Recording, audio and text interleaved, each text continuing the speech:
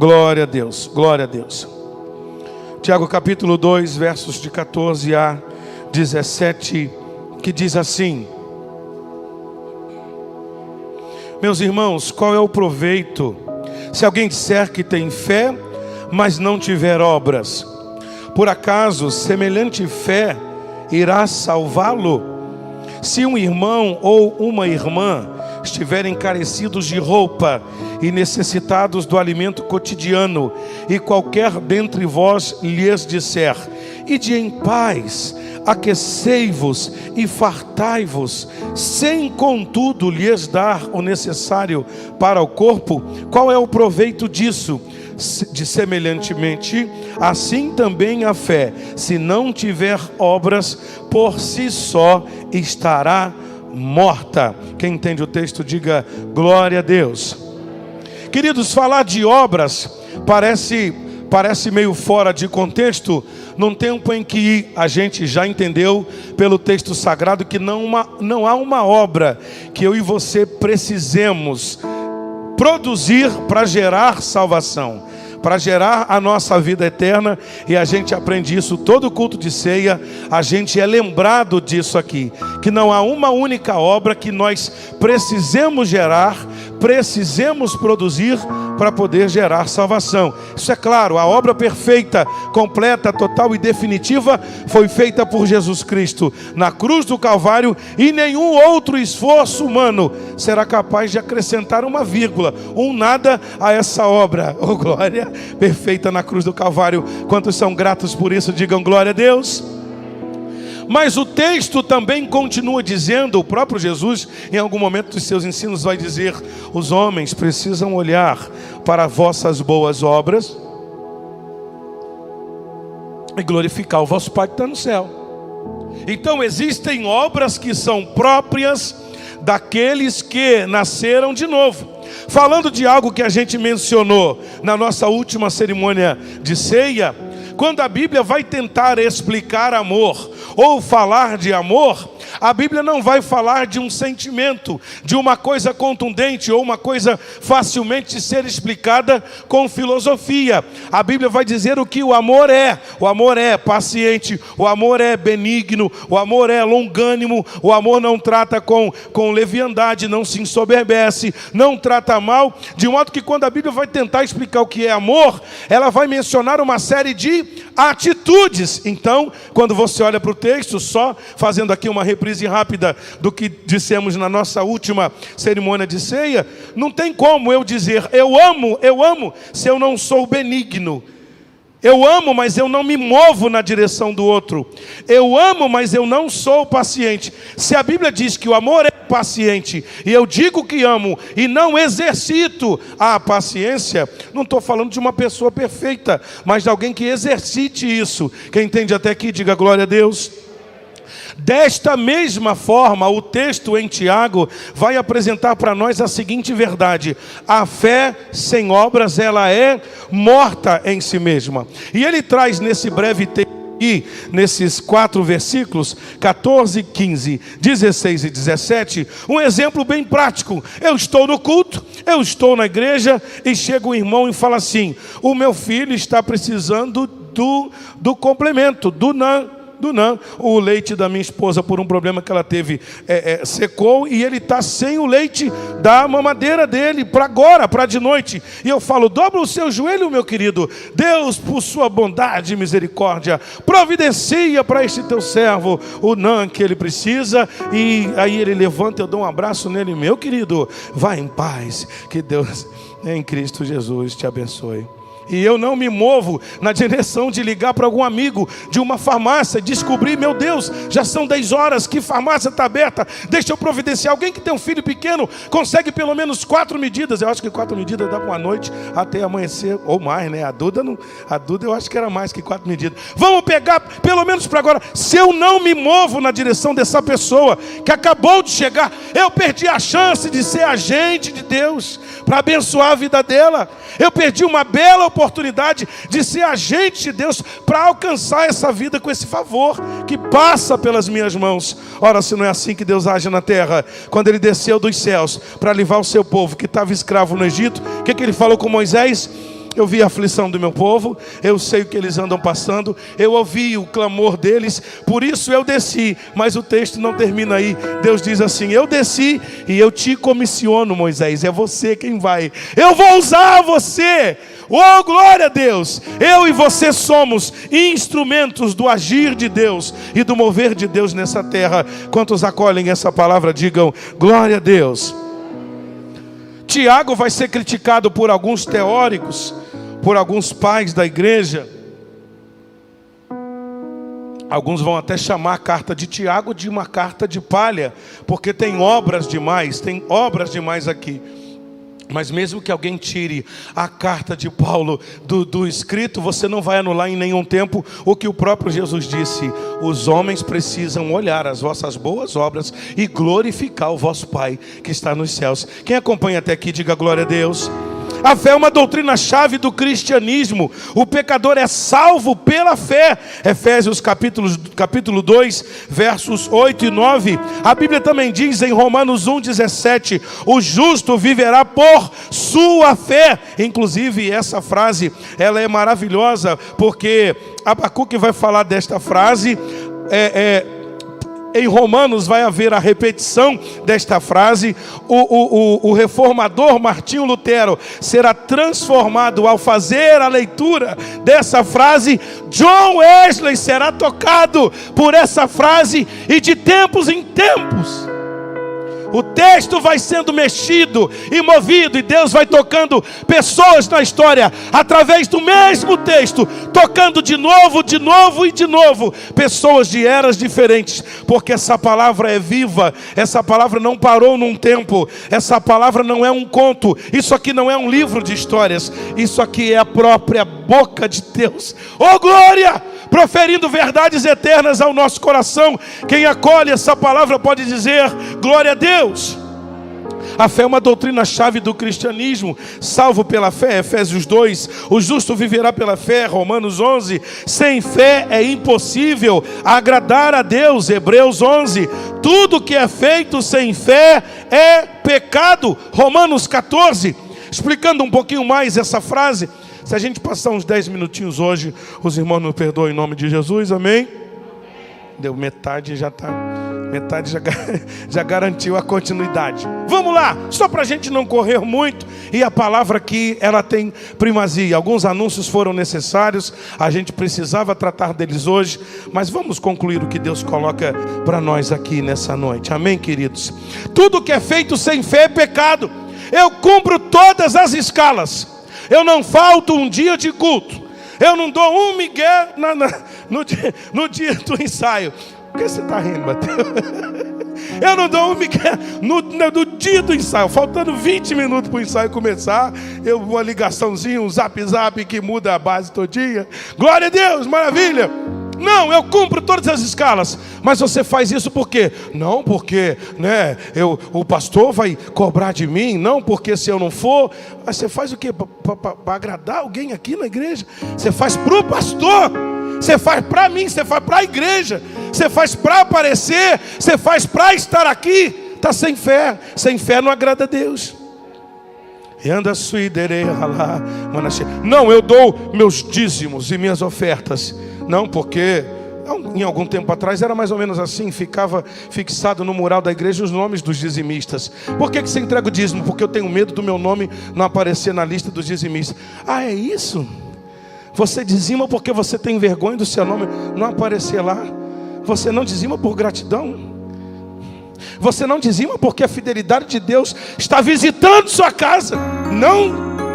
Você não oferta porque você entendeu que se você está vivo é pela graça de Deus. Então tudo que você é e tem é também de Deus. E é por isso que você oferta. Não é por isso que você oferta, então é pecado. Quem entendeu diz amém. Eu canto bonito, eu tenho uma bela oratória, eu prego pra caramba. Uau, que legal. Sem fé vale nada. É barulho de lata vazia.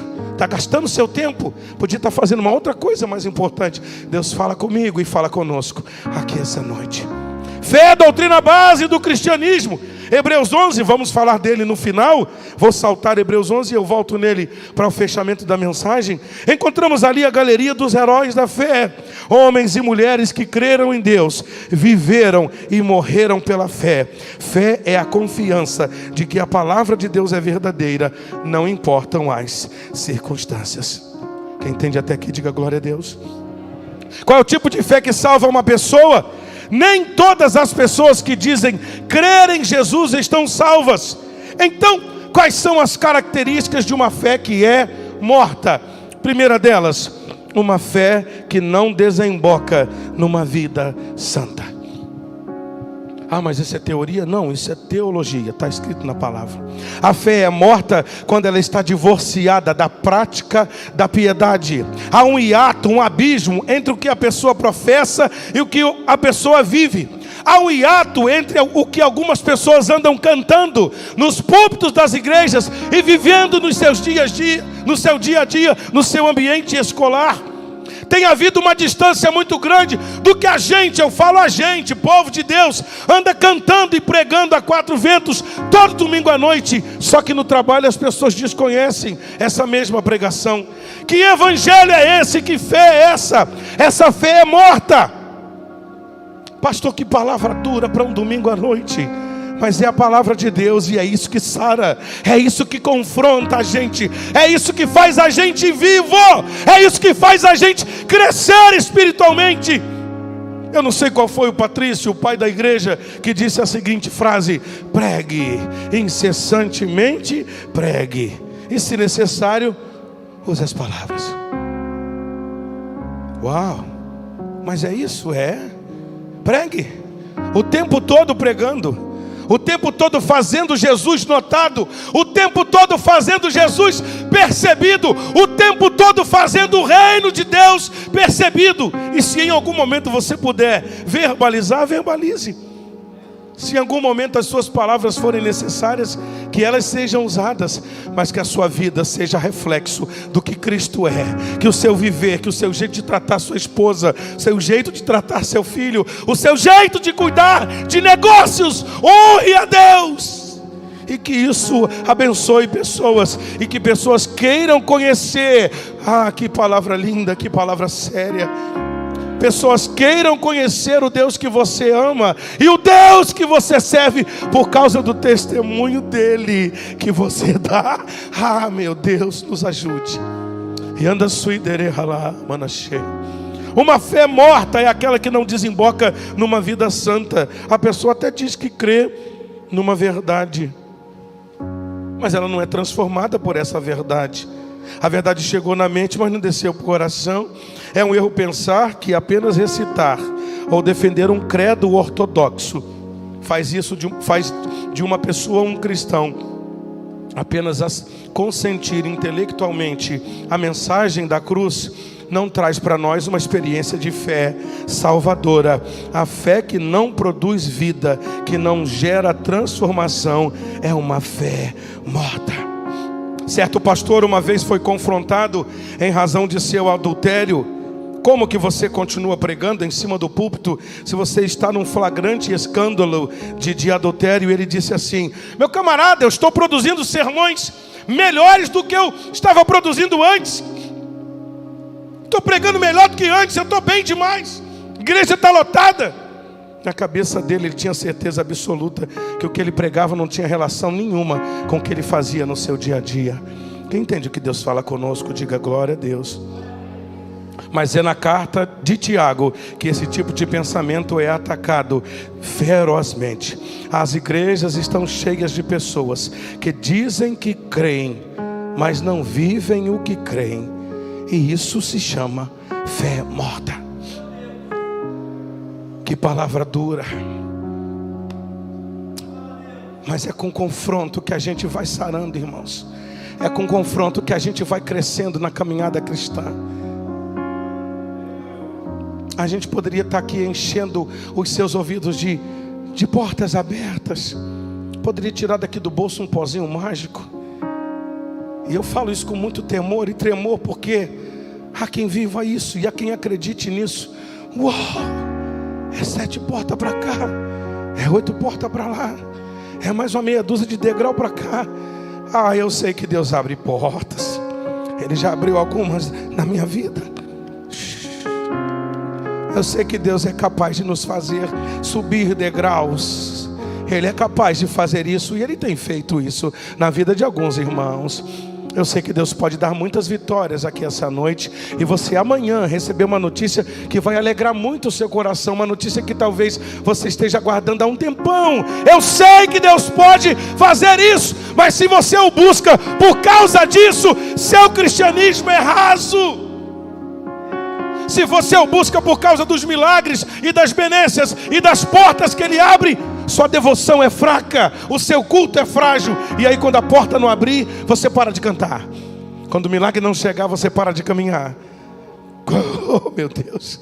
E aí quando Deus não se manifestar com trovões e fazer um milagre maravilhoso, então eu parei de caminhar. Não, Ele quer mais. Ele quer que você seja um pouquinho mais forte. Quem entende isso, diga glória a Deus. Segundo lugar, uma fé morta é uma fé meramente intelectual. A pessoa consente nas verdades, mas não é transformada por elas. No versículo 14, Tiago vai perguntar: pode acaso uma fé semelhante salvá-lo?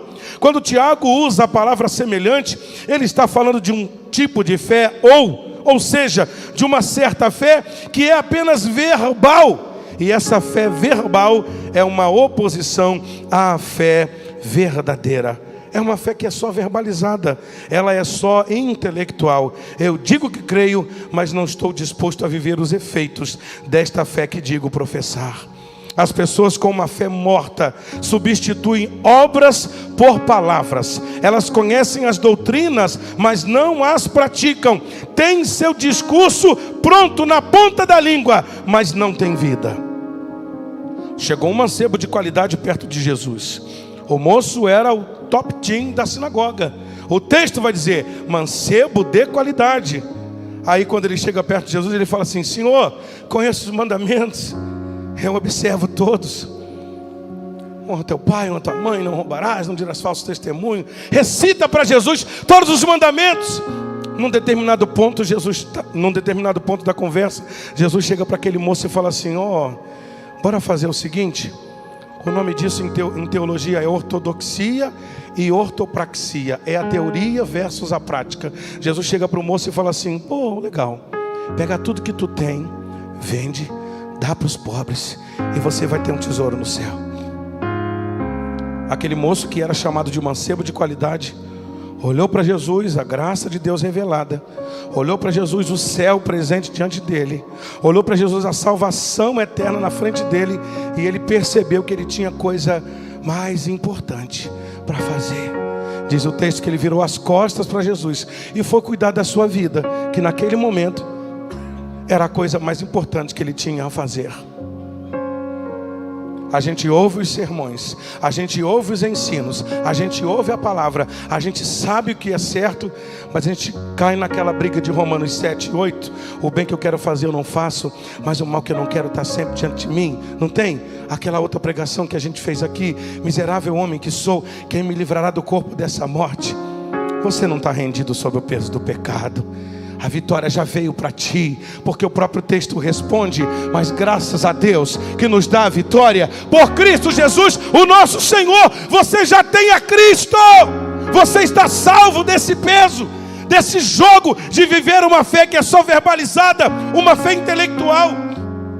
Eu posso falar porque ele deu testemunho disso em TV aberta. Augusto Cury teorizava o Jesus mestre, o Jesus doutor, o Jesus líder.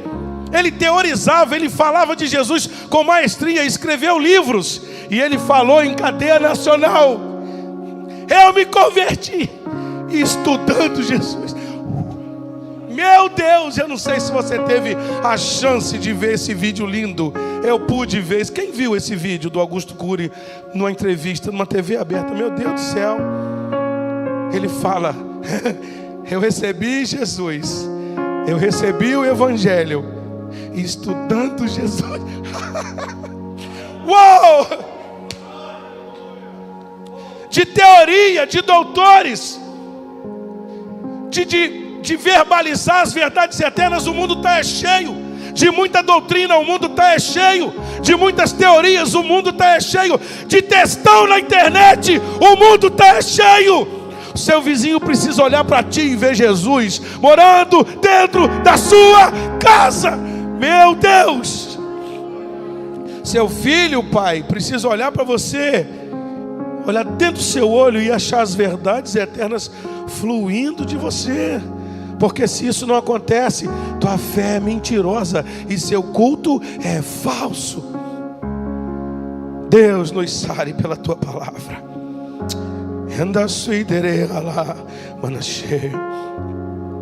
Eu, nesse pouco tempo de caminhada liderando esta obra, ouvi de alguns irmãos assim: fiquei em casa por 8 anos, fiquei em casa por 7 anos, fiquei em casa por 10 anos, fiquei em casa por 12 anos, não recebi um telefonema, não recebi uma visita. Meu Deus, que igreja é essa?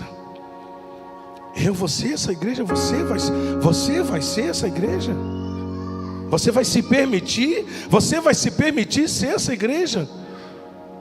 10 anos, 12 anos, eu não estou fazendo uma suposição, eu estou dizendo que eu ouvi. Eu fiquei em casa por 10 anos, por 12 anos, por 8 anos, e ninguém me visitou, ninguém foi lá. Eu era ativo, eu dava aula, eu cantava, eu tocava. Uau! Essa palavra me apacenta essa noite. Quem entende essa palavra, diga glória a Deus. Em quarto lugar, o que é uma fé morta? É uma fé que não tem valor. Ela é inútil, ela é sem obras, ela é inoperante, ela não tem valor. De forma geral, é uma fé que também não opera para o caso da salvação.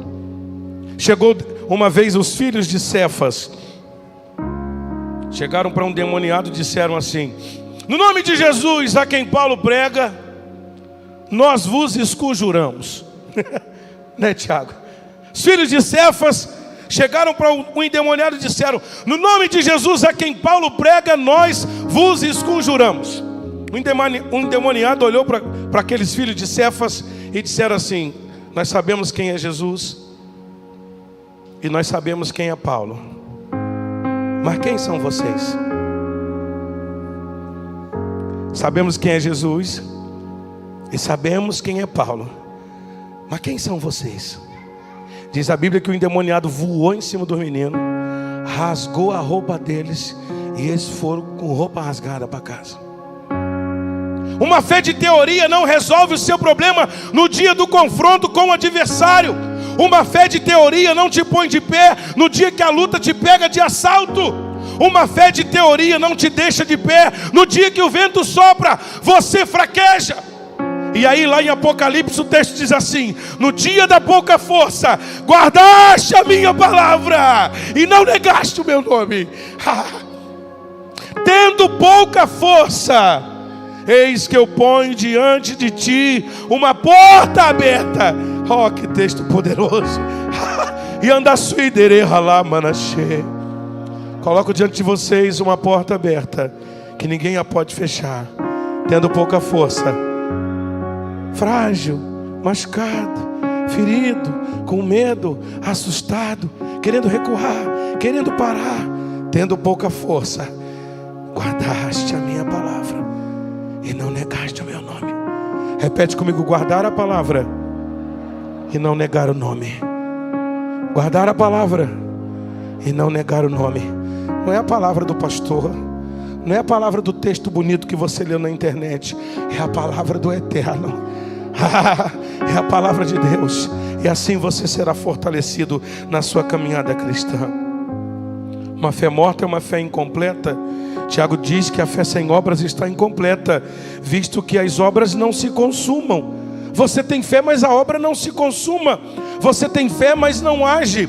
Você tem fé, mas não faz. Pedro e João subindo ao templo à hora nona. O coxo sentado à porta do templo chega para Pedro e João e fala assim: me dá uma esmola. Pedro olha para o coxo e fala assim: não temos prata nem ouro. Eu e João estamos sem dinheiro. Ele diz: não temos prata nem ouro. Tiago, esse versículo é maravilhoso. mas o que eu tenho...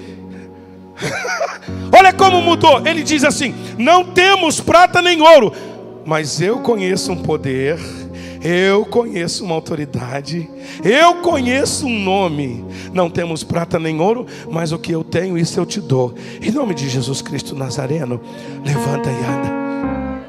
É uma fé que move Pedro, é uma fé que moveu os discípulos, é uma fé que moveu a igreja primitiva.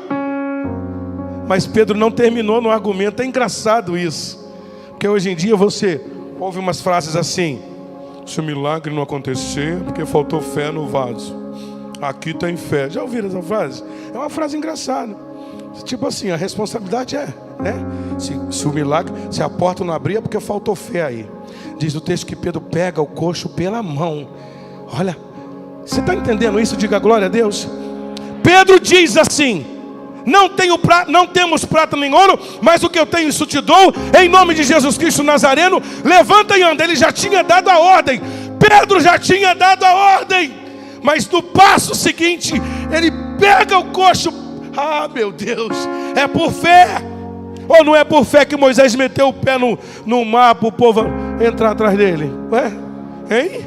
Ou não foi por fé que pessoas marcharam ao redor de uma muralha que passava 2 carros emparelhados em cima dela?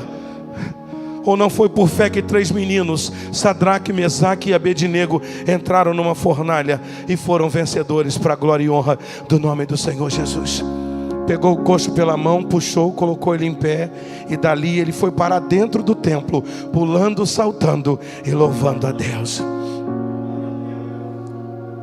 Em último lugar, uma fé sem obras é uma fé morta. Tiago é claro em afirmar que a fé sem obras, ela é morta, no capítulo 2, verso 17, e depois capítulo 2, verso 16. Uma fé morta não salva ninguém, ela é uma fé intelectual, inútil, incompleta. Ortodoxia sem piedade produz morte. Devemos reconhecer que, se há alguém com fome e nós temos os meios para socorrê-lo, nós não somos cristãos de verdade.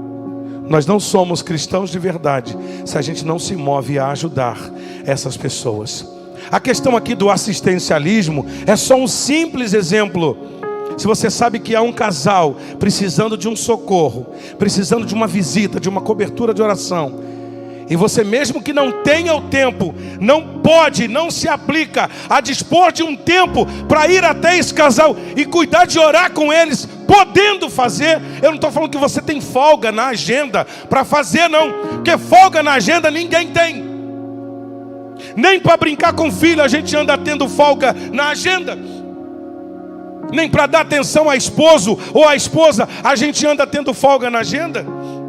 Eu passei uma vergonha no início da minha correria dentro de igreja, quando a minha esposa ligou para a secretária da igreja e agendou um dia lá.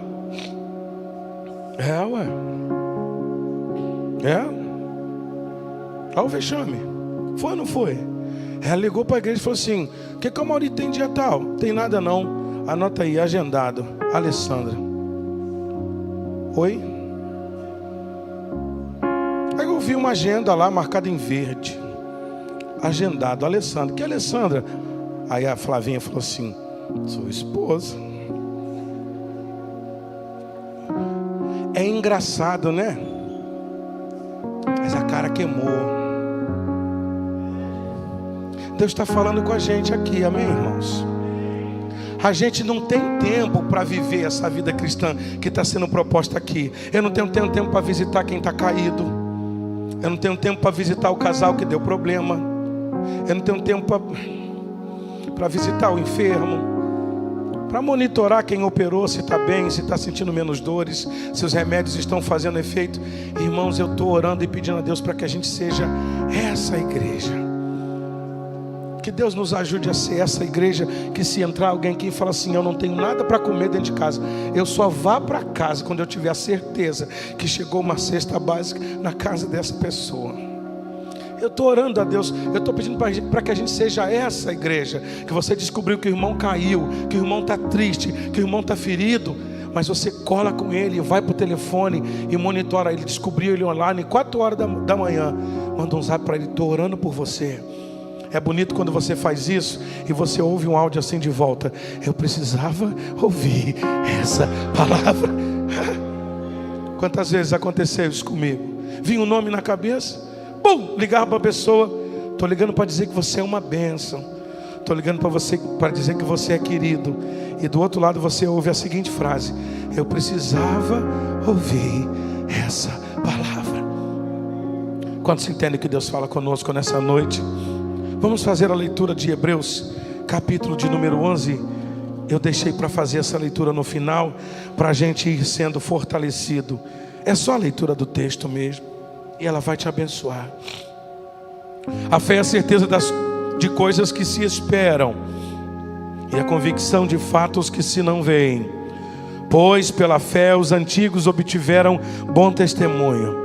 Pela fé entendemos que o universo foi formado pela palavra de Deus, de maneira que o visível veio a existir das coisas que não aparecem. Pela fé Abel ofereceu a Deus mais excelente sacrifício do que Caim, pelo que obteve testemunho de ser justo, tendo a aprovação de Deus quanto às suas ofertas.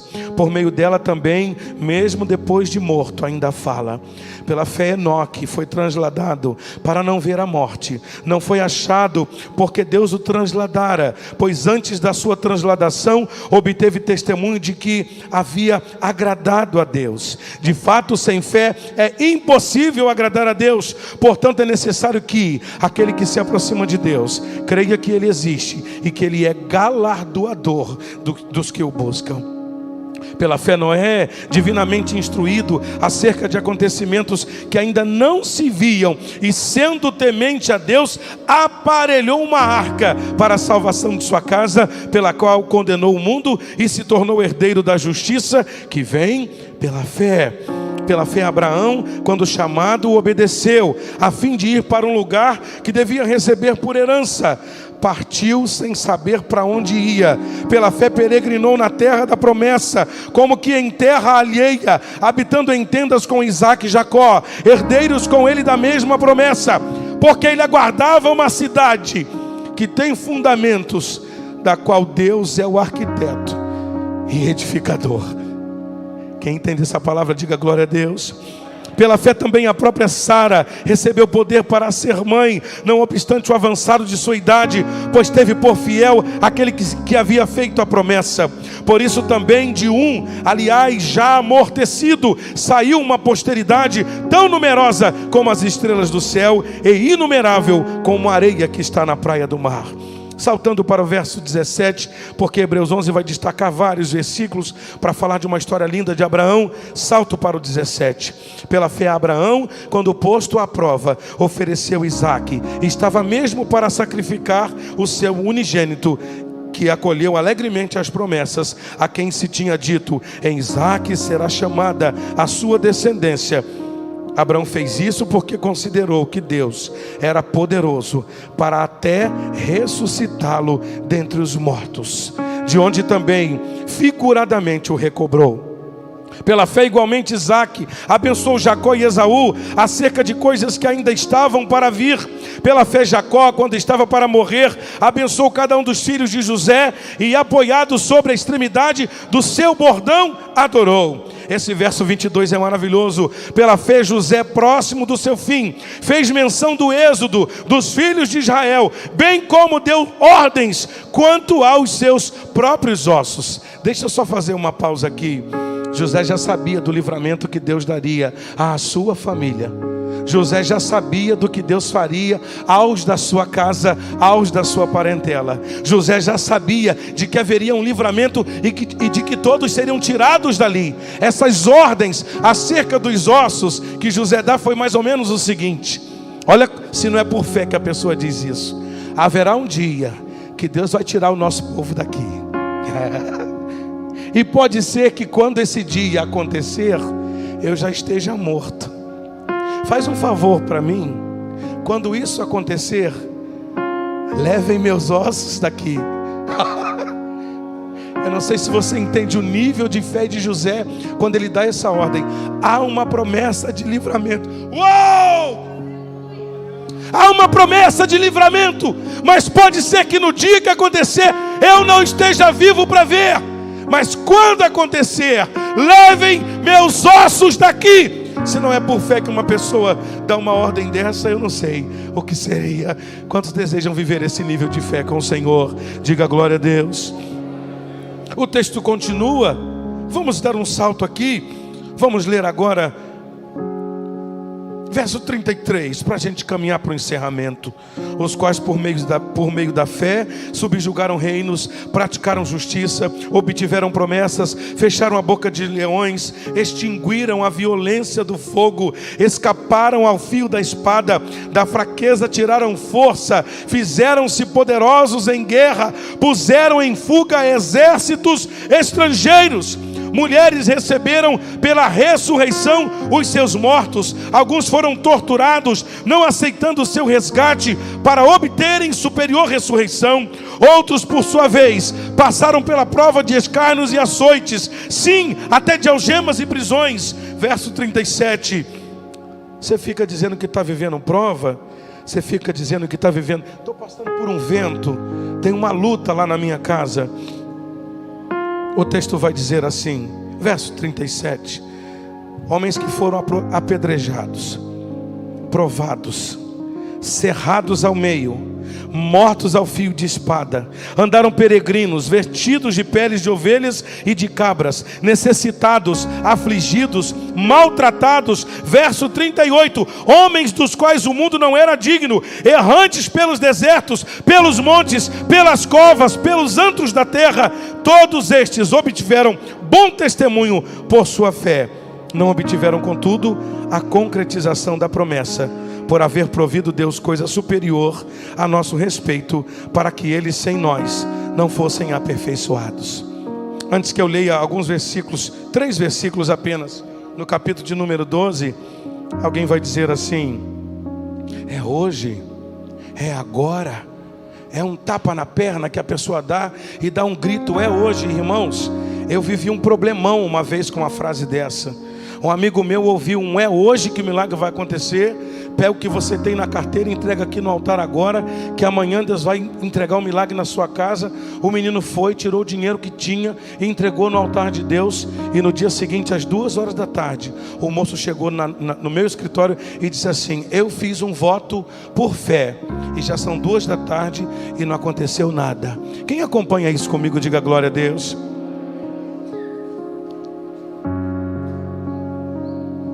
Nós tivemos que fazer uma vaquinha para pagar a conta que o menino tinha para pagar, porque ele acreditou numa palavra que alguém bateu na perna num dia antes e falou é hoje, e não aconteceu. Não é dessa fé que estamos falando, não é da fé de um homem que verbaliza sobre o altar, é a fé na palavra de Deus. Porque quando você olha para o texto, você vai dizer assim, você vai ler assim: eles obtiveram bom testemunho por sua fé, mas não alcançaram a concretização da sua promessa. Quem entendeu isso, diga glória a Deus. Algumas coisas não aconteceram para estes homens. Alguns não foram livres da morte, alguns morreram. Algumas famílias viveram dificuldades de homens que viveram por fé. E é por isso que eu digo para mim e para você essa noite: se o seu culto estiver condicionado a uma porta que se abre, a uma bênção que chega, a um dia de festa na sua casa, pode ser que você tenha um culto muito curto, um cristianismo muito raso. Coloque os seus olhos no trono, no governo de Deus, porque Ele está aqui essa noite para te dar a vitória que Ele já bem tem determinado para visitar a sua casa. E eu concluo essa palavra lendo também o capítulo de número 12. Visto também nós que estamos rodeados de uma tão grande nuvem de testemunhas, desembaraçando-nos de todo o peso e do pecado que tenazmente nos assedia, corramos com perseverança a carreira que nos está proposta, olhando firmemente para Jesus, autor e consumador da nossa fé, o qual, em troca da alegria que lhe estava proposta, suportou a cruz, não fazendo caso da ignomínia, está hoje assentado à destra do trono de Deus. Considerai, pois, atentamente aquele que suportou tamanha oposição dos pecadores contra si mesmo, para que não vos fadigueis, desmaiando em vossa alma. O que esse texto diz para mim, e a gente ora ao Senhor em seguida. Não tem esses homens e mulheres que venceram por fé? Eles são fracos como você, frágeis como você, limitados como você, mas eles não venceram por fé. Eles não foram vitoriosos em fé. Todos os homens, todos os nomes listados em Hebreus 11 não tiveram suas falhas escondidas.